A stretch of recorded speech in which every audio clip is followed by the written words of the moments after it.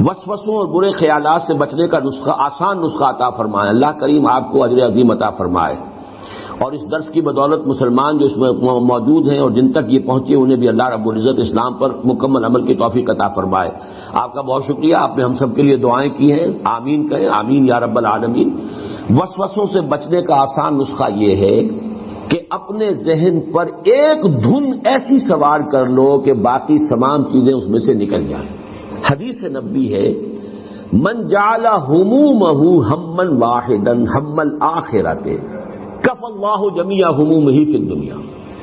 یعنی اپنے تمام تفکرات کو ایک فکر میں گم کر دو اور وہ آخرت کا فکر ہو۔ جب سارے فکر اس کے تابع ہو جائیں گے تو ذہن ہمیشہ اسی میں لگے گا، نماز میں بھی آپ کھڑے ہوں گے تو جب دوسری چیزیں سب کی تابع ہو چکی ہیں تو اب وسوسے نہیں آئیں گے۔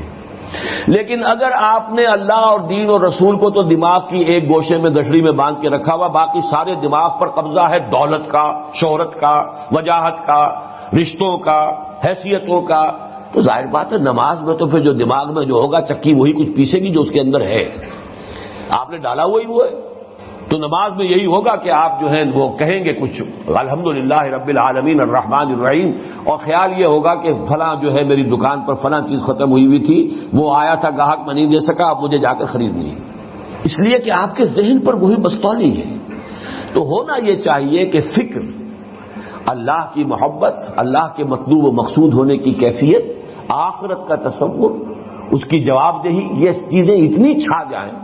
کہ پھر یہ کہ شیطان کو بھی داخل ہونے کے لیے بڑی محنت کرنی پڑے، مشقت کرنی پڑے اس کے اندر کوئی ہیڈ وے بنانے کے لیے، لیکن اگر سارا کچھ ہم نے اپنے دماغ کے اندر وہی کچھ رکھا ہوا ہے تو وہی چکی جو ہے وہ پستی رہے گی۔